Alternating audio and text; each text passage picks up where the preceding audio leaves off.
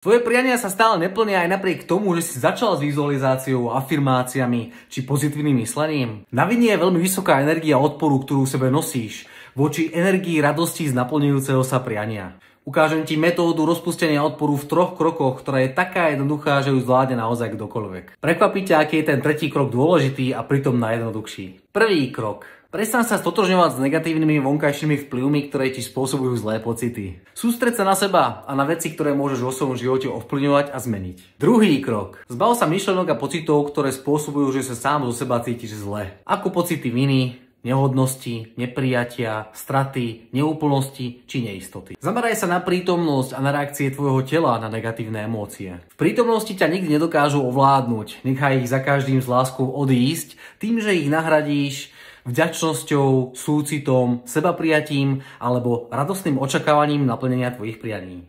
Tretí krok. Naozaj